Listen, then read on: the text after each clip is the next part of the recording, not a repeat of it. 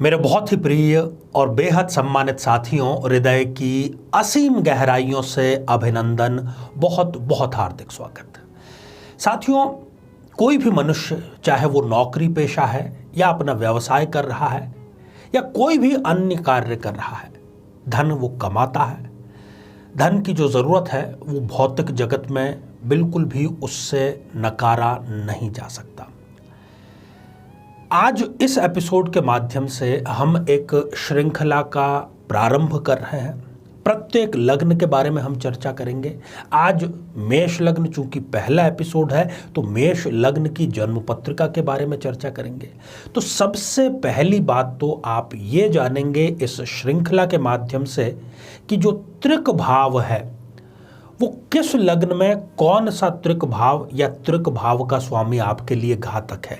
लोगों में ये बहुत बड़ी गलतफहमी है कि जो तीनों त्रिक भाव हैं उन तीनों के बारे में ही नकारात्मकता उनमें है, जबकि ये धारणा बिल्कुल गलत है। इस पर हम दृष्टिपात करेंगे। और इससे भी महत्वपूर्ण बात कि आपने जो कड़ी मेहनत से धन अर्जित किया है वो क्या रोग में आप खर्च करेंगे या फिर आप उसका उपभोग करेंगे या भोग में खर्च करेंगे।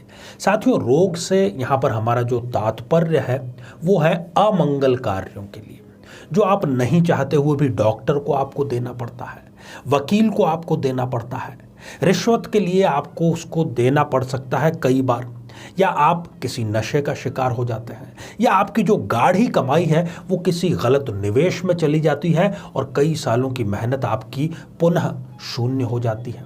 और इसके ठीक विपरीत, यदि धन का उपयोग आप अपना मकान बनाने में, नई गाड़ी खरीदने में, विदेश यात्राएं करने में, शादी करवाने में या करने में घर के किसी भी सदस्य की, या किसी परोपकार के कार्य में करते हैं, तो मैं समझता हूं कि ये एक भोग की श्रेणी है, उपभोग की श्रेणी है और सही ये धन का आपके उपयोग हो सकता है।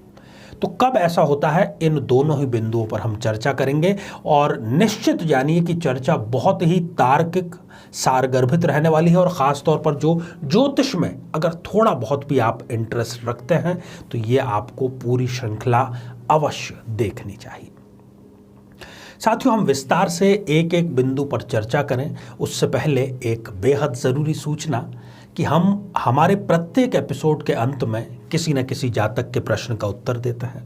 और ये प्रश्न हमें प्राप्त होते हैं आप लोगों के ही द्वारा यूट्यूब कमेंट के माध्यम से। जब भी आपको अपना कमेंट लिखना हो उससे पहले आपको लिखना है #आचार्य चंद्रकांत। इसके बाद में आप अपना कमेंट लिखिए, अपना प्रश्न पूछिए। एक और शर्त यहाँ पर है कि हम ज्ञानवर्धन के उद्देश्य से प्रत्येक एपिसोड से संबंधित एक प्रश्न अंत में पूछते हैं, तो उस प्रश्न का सही उत्तर भी साथ में लिखा होना बेहद जरूरी है।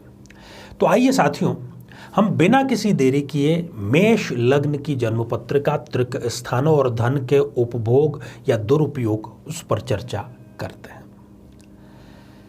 साथियों, ये जो आप स्क्रीन पर एक जन्म पत्रिका देख पा रहे हैं, मेष लग्न की जन्म पत्रिका है। 1 नंबर से प्रारंभ हो रही है, लग्न में 1 नंबर लिखा है, इसलिए ये हुई मेष लग्न की जन्म पत्रिका। अब हम एक एक करके तीनों त्रिक भावों के बारे में चर्चा करेंगे। छठा भाव, सबसे पहले हम छठे भाव की बात करते हैं, जो कि रोग, ऋण और रिपु अर्थात शत्रु का भाव है। अब जो छठा भाव है वहां पर आप 6 नंबर का अंक लिखा हुआ देख रहे हैं। 6 नंबर अर्थात कन्या राशि। कन्या राशि के अधिपति होते हैं बुध। अब आप देखिए कि बुध इस जन्म पत्रिका में छठे भाव के स्वामी हैं, त्रिकेश हैं, परंतु साथ ही वो क्या है, पराक्रमेश भी हैं, तृतीय भाव के लॉर्ड भी हैं। अब इस जन्म पत्रिका में मेष लग्न में त्रिक भावों में सबसे बुरा परिणाम जो है वो बुध ही प्रदान करेगा। जब जब इस जातक को बुध की दशा अंतर्दशा आएगी तब क्या क्या वो करेगा, इनको वो रोग प्रदान कर देगा। किस प्रकार के रोग प्रदान करेगा? दांतों से संबंधित रोग, भोजन नली से संबंधित रोग, पेट से, पाचन तंत्र से संबंधित और आंतों से संबंधित रोग, इनको अवश्य ही बुध की दशा अंतर्दशा में हो। मुकदमे, और वो भी झूठे, झूठे आरोपों वाले, और इनको सफाई देने में ही इनकी बहुत बड़ी धनराशि खर्च हो जाएगी। जहां पर इन्होंने कुछ किया नहीं, कार्यस्थल पर हो सकता है किसी कागजी कार्यवाही में इनका नाम आ जाए जिनसे इनका दूर दूर तक कोई लेना देना नहीं था, और ये फंस गए बस त्रिक भाव के चक्कर में, बुध के चक्कर में। या फिर ये करेगा इनको ऋण जाल में फंसाने का कार्य।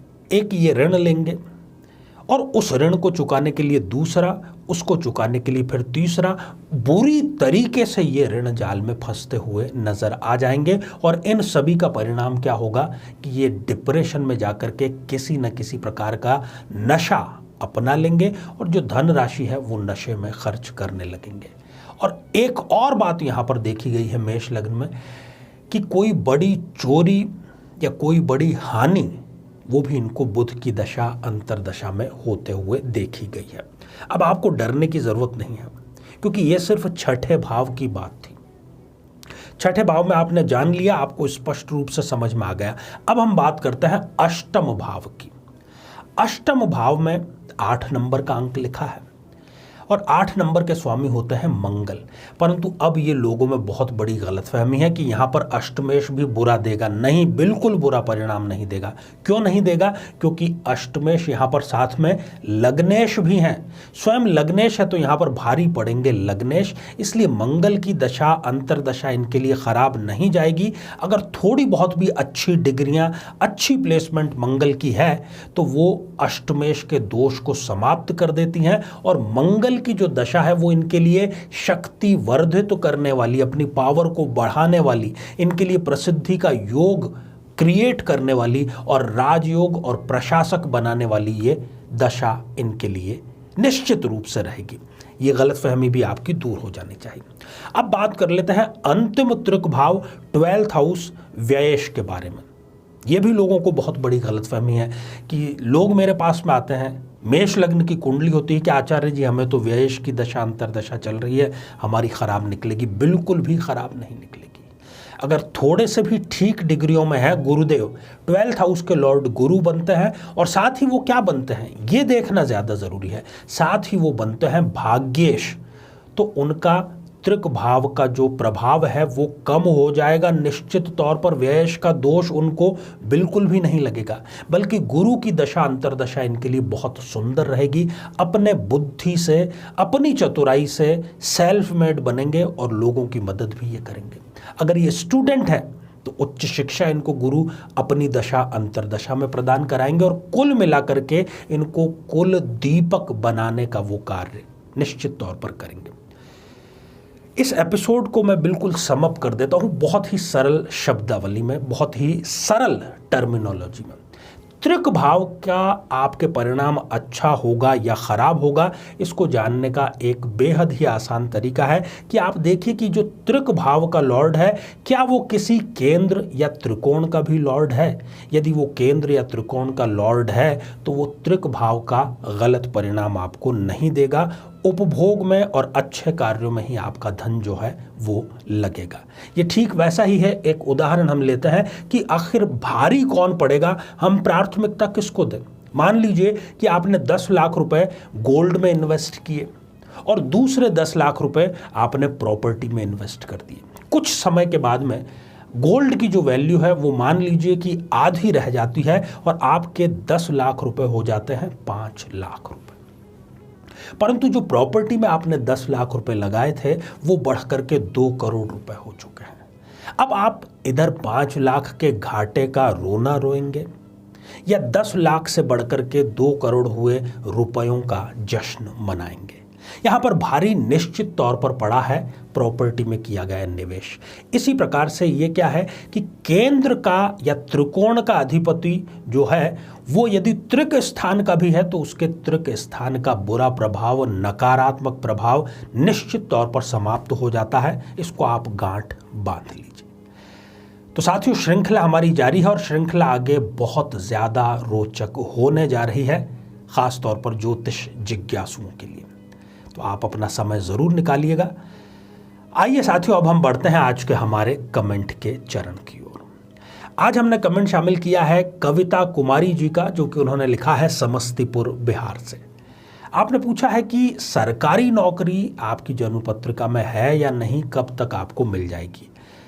देखिए, आपकी जन्म पत्रिका में चंद्रमा लाभेश है, अपने ही घर को देख रहे हैं, आपके लिए वो सरकारी नौकरी के कारक है, परंतु जनवरी 2023 के बाद ही आपको सरकारी नौकरी की प्राप्ति होगी।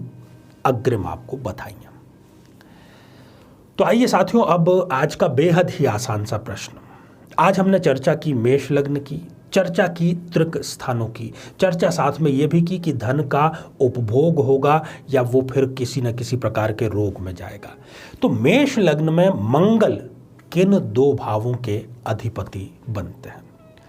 साथियों, आप सभी स्वस्थ, समृद्ध और शांतिपूर्वक जीवन व्यतीत करें। नमस्कार। जीवन में किसी समस्या का सामना कर रहे हैं, जैसे कि शादी में देरी होना, पति पत्नी में मनमुटाव या तलाक तक की नौबत आ जाना, संतान का प्राप्त न हो पाना, नौकरी या धन प्राप्ति में बाधा आना, जीवन के प्रत्येक क्षेत्र में किसी न किसी प्रकार की बाधा आना, तो आज ही अपनी जन्म पत्रिका का संपूर्ण विश्लेषण करवाएं और पाएं समस्या से सदैव के लिए मुक्ति।